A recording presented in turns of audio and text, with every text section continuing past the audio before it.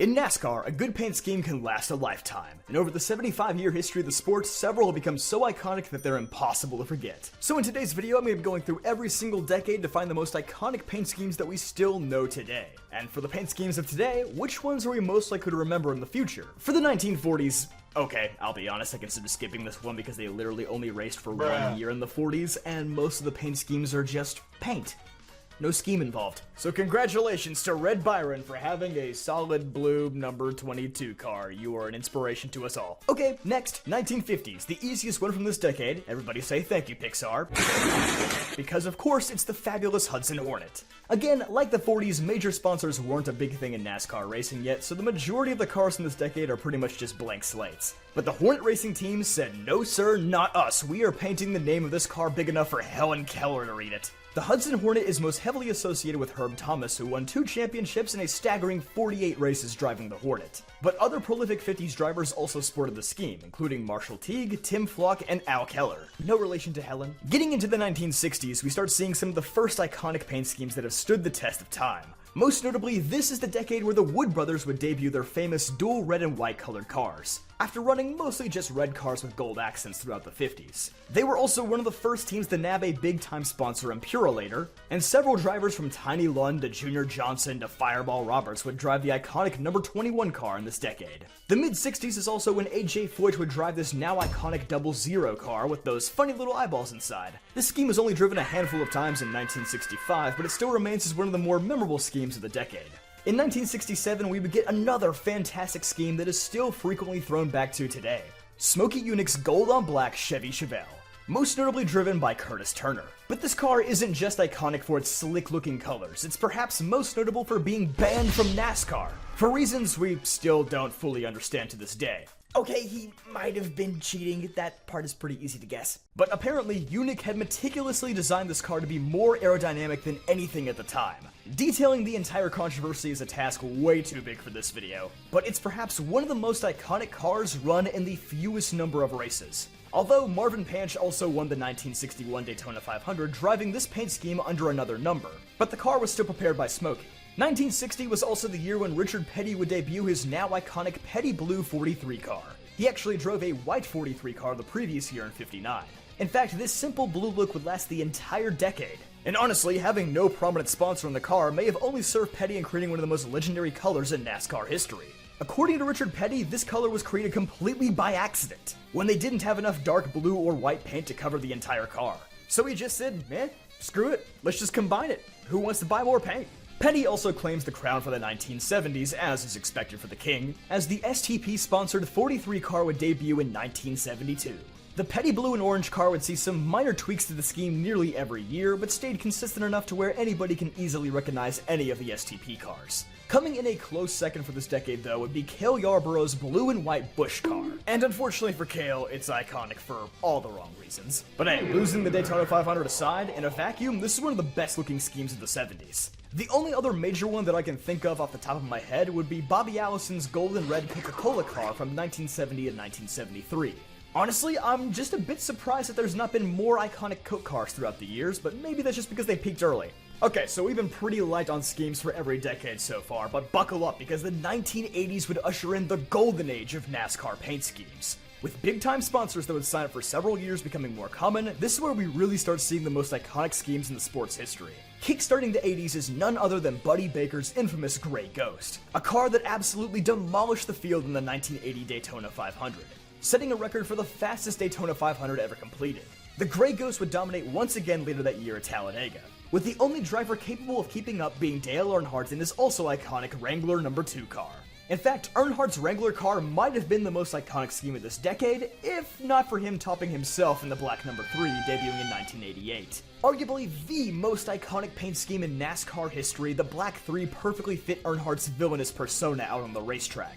And as much as I'd love to devote more time to this one, we still have way more 80s schemes to get through. Plus, this one's more iconic to the 90s anyway. Waltrip's Mountain Dew car is one for the ages, Bill Elliott's Coors Light and Bobby Allison's Miller cars make drinking and driving actually look cool. You didn't hear that from me. But maybe the most iconic paint scheme to last the entire decade would be the Skull Bandit, driven by none other than handsome Harry Gant. Gant would drive this slick green and white 33 car for 15 consecutive seasons, making it one of the longest streaks ever for an unchanged paint scheme and sponsor. Most teams today can't even go 15 days with the same sponsor. The only tragic part of this is that due to laws prohibiting the advertisement of tobacco, the Skull Bandit can never be seen on a NASCAR track ever again, as Justin Marks found out not long ago when he attempted to pace the field at Darlington. But even with the ban in place, most NASCAR fans won't soon forget this legendary scheme. Hey, real quick, before we hit the 90s, I'd like to remind you guys to subscribe to the channel if you've been enjoying the content. It's free and it helps our little channel grow, so why not? But the golden age of paint schemes doesn't end there, not by a long shot, as the 1990s would deliver arguably the greatest decade of NASCAR paint schemes ever. And where else to start than with the iconic Rainbow Warrior scheme driven by Jeff Gordon.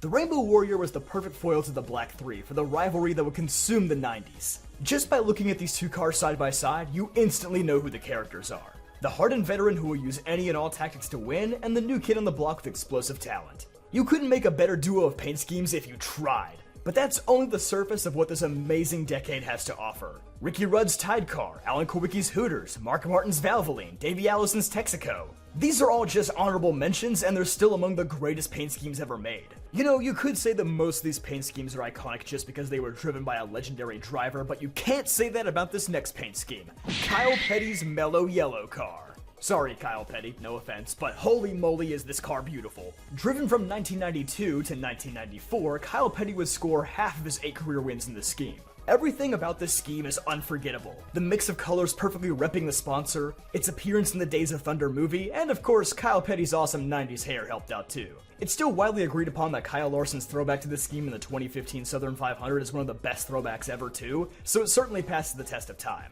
So what else from this decade could possibly compete with the likes of the Black 3, the Rainbow 24, and the Mellow Yellow ride? Well, I got just the one. Rusty Wallace's Miller Genuine Draft Car. Another scheme that lasted the majority of the decade, Rusty Wallace would sport the black and gold colors from 1990 to 1996, before switching to a nearly equally iconic scheme in 1997, the Blue Deuce. Heck, we may as well just go ahead and segue into the 2000s, because while the Blue Deuce did debut in the 90s, it certainly became the most iconic in the 2000s. From Rusty to Kurt to Brad, you essentially have 3 Hall of Famers all driving variations of this one scheme. Now that's iconic. Okay, Brad didn't drive it until 2011, but you know, who cares? But Miller can't single-handedly win the beer wars, because who could forget Dale Jr.'s iconic red number 8 or Sterling Marlin's Silver Bullet? I'm just now realizing we don't have any great car nicknames like that anymore, and this is a trend that we really need to bring back. Jimmy Johnson drove many variations of the Lowe's car, a sponsor that lasts nearly his entire career and all 7 of his championships, with the most iconic schemes arguably being the ones from 2006 and 2007. Even if these Lowe's schemes changed nearly every year, they were almost always good looking. Almost. And while we're at it, why not honorable mention Jimmy's teammate Jeff Gordon, who dropped the Rainbow Warrior scheme for the Red Flames. I know this one isn't quite as iconic, but dang is it one of the best looking paint schemes of all time, although I am a little bit biased. And last but certainly not least from this decade, Matt Kenseth's DeWalt car. Again, not only an amazing looking scheme, but it also went largely unchanged for the entire decade. So I gotta give it bonus points for that too. It even led to the amazing nickname of the Killer Bees for Matt's stellar pit crew. Personally, I think the 2004 scheme looks the best, but you could honestly grab almost any of them.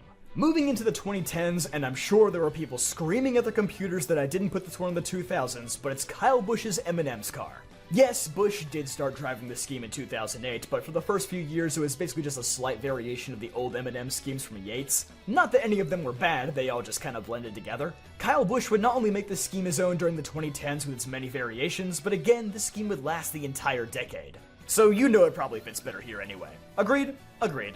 Anyway, they're all good. Except 2016. Ew. I would probably say 2019 is when they perfected the scheme though, as it just looks like the final form of all M&M schemes. And, well, it kinda was, because it wouldn't really change again for the next 3 years. And of course, going by my rule of longevity, you know Denny Hamlin's FedEx scheme has to go here. Specifically from 2011 to 2014. I really liked how the colors would change depending on the type of FedEx sponsoring the car. I always just thought it was neat to see it change from week to week, but still mostly be the same scheme. And my third and final pick from this decade would probably be Joey Logano's Shell Pennzoil scheme. And when I say scheme with no S at the end, I mean it this time. This singular paint scheme went unchanged from 2010 to 2021, and the only reason they changed it in 2022 was because the door numbers moving up would have ruined it, like they do with every other paint scheme. And on that note, we've arrived at the 2020s. Still a fairly young decade, but there's a couple good picks. And as I just noted, it's getting kinda hard to find iconic paint schemes because, well, most sponsors have severely scaled back how many races they sponsor. Most sponsors simply don't stick around long enough to develop an iconic paint scheme. Or sometimes, even when the sponsor does stick around, the paint scheme changes too much, like Alex Bowman with Ally. Look bro, they all look good, just pick one and stick with it for a few years. And really, only 2 paint schemes come to mind so far in this decade that don't frequently change on a weekly basis. Other than the aforementioned Joey Logano, he's still going strong, Kyle Larson with HendrickCars.com, and Chase Elliott with Napa. Both of these schemes have lasted a few good seasons now, and it's unlikely that the sponsors will change anytime soon. So I have good feelings about how these two will be remembered. Now, yeah, technically Larson's scheme actually comes from Ricky Hendrick way back in the 2000s. You can literally unlock the same scheme in NASCAR Thunder 2004, so it's not particularly new. But Larson has definitely elevated the scheme to a whole new level where most fans won't be forgetting it anytime soon. Especially with the scheme being run north of 30 times per year, which just doesn't happen for any other driver anymore. So what do you think the most iconic NASCAR paint schemes are? Were there any that I missed? Let me know in the comments down below. But don't forget to leave a like in this video, subscribe for more videos just like this one, and check out dailydownforce.com for more great NASCAR content.